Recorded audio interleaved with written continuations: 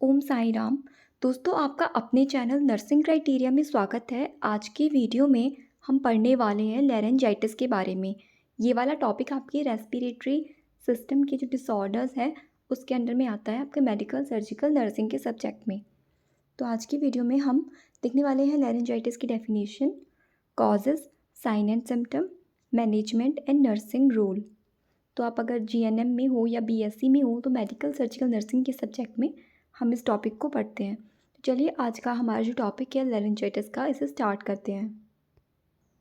तो सबसे पहले लैरेंजाइटिस क्या होता है, इसका मतलब हम देखने वाले हैं। तो ये लैरेंजाइटिस की डेफिनेशन है। तो जब भी किसी भी हम कोई वर्ड पढ़ते हैं उसके पीछे हम TIS लगाते हैं, तो इसका मतलब होता है इन्फ्लामेशन, यानी कि स्वेलिंग होना उस जगह में। Inflammation of the larynx resulting in a temporary loss of voice. Laryngitis is characterized as acute if it lasts less than a few days. Otherwise, it is characterized as chronic and may last over 3 weeks. तो यहाँ पर first line में क्या लिखा है कि inflammation of the larynx. Larynx होता है हमारा वॉइस बॉक्स, जहाँ से हम आवाज़ निकलती है ना हमारी, उसके नीचे होता है ट्रैकिया, विंड पाइप जिसे हम कहते हैं। तो जैसे मैं बोल रही हूँ तो ये लैरिंक्स की वजह से ही हम बोल पाते हैं। इसको हम अपना क्या बोलते हैं, वॉइस बॉक्स बोलते हैं, लैरिंक्स। और जब लैरिंक्स में इन्फ्लामेशन हो जाता है तो उसकी वजह से टेम्प्रेरी वॉइस का लॉस हो सकता है, यानी बोल नहीं सकते, फिर बोलने में प्रॉब्लम आती है। Laryngitis is characterize as acute if it last less than few days. कुछ दिन तक अगर ये लैरेंजाइटिस की प्रॉब्लम होती है तो उसको हम एक्यूट कंडीशन बोलते हैं, यानी शॉर्ट टाइम के लिए जो होती है। और हम अदरवाइज इसको क्रॉनिक हम कब बोलेंगे, अगर ये 3 वीक्स तक चली जाए, यानी अगर ये 1 महीने तक जाती है, 1 महीने के अंदर अंदर ये प्रॉब्लम रह रही है 3 हफ्ते तक, तो हम इसे क्रॉनिक कंडीशन बोलेंगे, यानी कि लॉन्ग टर्म तक ये लैरेंजाइटिस की प्रॉब्लम हो रही है। एक पिक्चर के द्वारा मैं आपको समझाने की कोशिश करती हूँ कि लैरेंजाइटिस में क्या होता है। दोस्तों, ये वाली एक पिक है जिसमें कि लैरेंजाइटिस के बारे में बताया है। ये हमारा हेल्दी वोकल कॉर्ड है, यानी लैरिंक्स आप देख सकते हो एकदम क्लियर है, और यहाँ पर स्वेलिंग आ चुकी है जिसकी वजह से बोलने में प्रॉब्लम आती है। आप ये देख सकते हो रेडनेस एंड स्वेलिंग है। तो यहाँ पर आप नीचे पिक्चर में ये देखोगे कि यहाँ पर हमारा लैरिंक्स है ये, और उसके नीचे है ट्रैकिया, जिसे विंड पाइप कहते हैं। ये हमारा रेस्पिरेटरी सिस्टम का एक पार्ट होता है, ब्रीदिंग के लिए रिस्पॉन्सिबल होता है, फिर लंग्स में बाइफरगेट होके जाता है। ठीक है, तो आई होप आपको इससे क्लियर हो गया होगा कि लैरेंजाइटिस में क्या होता है। स्वेलिंग हो जाती है जिसकी वजह से हमारा जो लैरिंक्स है वो आप देख सकते हो बंद हो रहा है, इन्फ्लेमेशन है, रेडनेस है, वॉइस प्रॉपरली नहीं निकल पाती है। नेक्स्ट हम पढ़ेंगे कॉजेज़, यानी किन कारण की वजह से लैरेंजाइटिस हो सकता है। इसमें पहला है वायरल इन्फेक्शन, बैक्टीरियल इन्फेक्शन और फंगल इन्फेक्शन। तो किसी भी तरह का वायरल, बैक्टीरियल, फंगल इन्फेक्शन अगर हो गया है तो ये जो इन्फेक्शन होता है इसकी वजह से लैरेंजाइटिस, यानी हमारे लैरिंक्स में सूजन हो सकती है, इन्फ्लामेशन हो सकता है। एसिड रिफ्लक्स डिजीज़ जैसे कि GERD होती है, गैस्ट्रोइसोफेजियल रिफ्लक्स डिजीज़, तो उसमें रिगर्जिटेशन होता है। रिगर्जिटेट करके जो हमारा HCl एसिड हमारा स्टमक से ऊपर की तरफ जब आता है तो ये जो प्रॉब्लम होता है ये लैरेंजाइटिस कॉज कर सकता है। अगला हमारा जो नेक्स्ट पॉइंट है, inflammation due to over use of the vocal cord. हम बहुत ज़्यादा जो बोलने वाले लोग होते हैं, जैसे कि कोई वक्ता है, बहुत लगातार ज़ोर ज़ोर से बोले जा रहे हैं और काफ़ी दिनों तक अगर ऐसा कंटिन्यूस रेगुलर प्रैक्टिस में जाता है तो उनको भी लैरेंजाइटिस की प्रॉब्लम हो सकता है टेम्परेरी हो ये प्रॉब्लम उनको, बट वोकल कॉर्ड का ओवर यूज़ करने की वजह से स्वेलिंग आ सकती है, इन्फ्लेमेशन हो सकती है लैरिंक्स में। एक्सेसिव कफ़िंग, बहुत ज़्यादा खांसी करने की वजह से, स्मोकिंग करने की वजह से, अल्कोहल कंजप्शन की वजह से हो सकता है। कोई आपको एलर्जन है, एलर्जन कोई ऐसा है जिसकी वजह से आपको एलर्जी हो गई है, तो फिर ये लैरेंजाइटिस कॉज कर सकता है।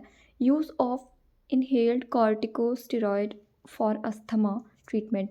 तो अस्थमा, जब दमा की जो दिक्कत है उसकी ट्रीटमेंट के लिए हम कॉर्टिकोस्टेरॉइड्स यूज़ करते हैं, ड्रग्स यूज़ करते हैं।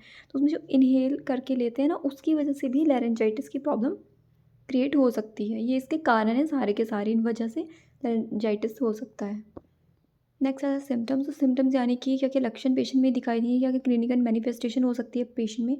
Hoarseness of voice, hoarseness of voice क्या, यानी खराश होना गले में, ठीक से पेशेंट बोल ही नहीं पाएगा। जैसे मैं आपसे बात कर रही हूँ तो क्या होगा, अगर उसको लैरेंजाइटिस होगा वो कैसे बात करेगा, आओ आओ आओ आओ आओ, इस तरह से उसकी साउंड नहीं प्रोड्यूस होगी प्रॉपरली। ड्राई सोर थ्रोट, गला सूखा सूखा रहेगा। यस, कफिंग, तो उसको ना कफिंग एक कारण भी हो सकता है लैरेंजाइटिस का, और कफिंग इसका सिम्टम भी हो सकता है।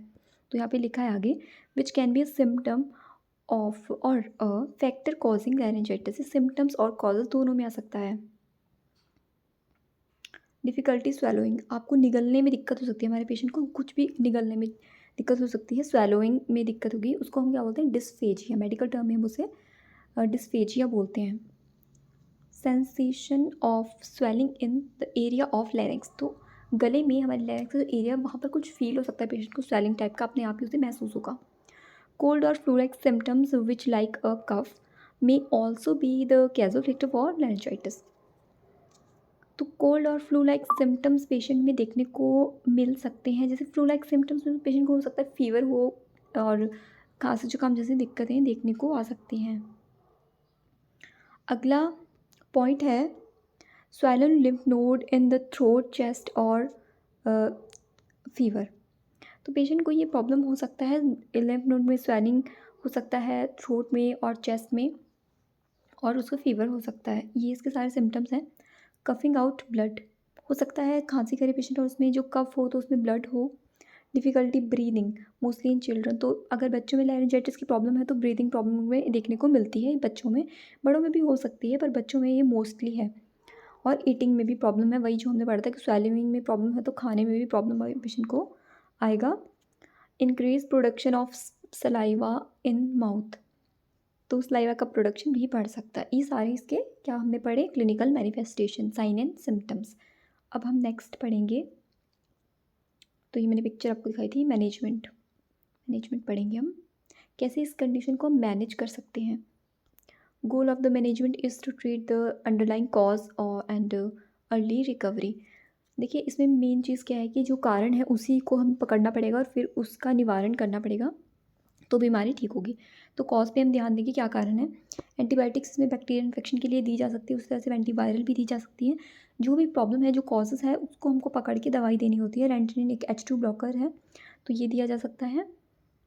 और जैसे कि अगर कारण क्या है, एसिड रिफ्लैक्स वाली प्रॉब्लम होती है तो तब भी इसको दे सकते हैं। और in case of vocal cord nodule surgery में भी रिक्वायर्ड, तो अगर नोड्यूल जैसी प्रॉब्लम है, वोकल कॉर्ड में प्रॉब्लम काफ़ी ज़्यादा गंभीर है, तो हम लैरिंजेक्टमी करते हैं। क्या करते हैं, लैरिंजेक्टमी नाम की आपने सर्जरी सुनी होगी। इसमें एंटायर हम लैरिंक्स को, पूरा जो पार्ट्स हैं लैरिंक्स के सारे कॉर्ड, इन सबको निकालना पड़ता है। तो निकाल देते हैं तो एक साइड इफ़ेक्ट इसका ये है कि पेशेंट कभी बोल नहीं पाता, फिर उसको बोलने में प्रॉब्लम है, वो अनेबल टू टॉक, वो बात नहीं कर पाएगा, स्पीक नहीं कर पाएगा। और इसका मैनेजमेंट क्या है कि रेस्ट टू वोकल कॉर्ड, जो बहुत ज़्यादा बातचीत करते हैं तो बोलने के लिए तो मना करना ही, अगर ये प्रॉब्लम है तो भी अवॉइड करना है, और जो बहुत बोलते हैं उनको भी अवॉइड करना है। दोनों ही तरह से इसमें वोकल कॉर्ड को रेस्ट देने के लिए हम पेशेंट को एडवाइस करते हैं इसमें। और बाकी जो मैंने आपको लैरिंजेक्टमी सर्जरी बताई है ना, कैंसर जैसे लैरिंग का कैंसर हो तब भी फिर रिमूव किया जाता है लैरिंक्स को। हमारा रोल क्या है इसमें, नर्सिस रोल, तो जो हम नर्सिंग ऑफिसर्स हैं, हमारा क्या इसमें रोल है ट्रीटमेंट के दौरान, मैनेजमेंट में। तो हम एडवाइस करते हैं क्लाइंट को टू टेक प्रिस्क्राइब मेडिसिन।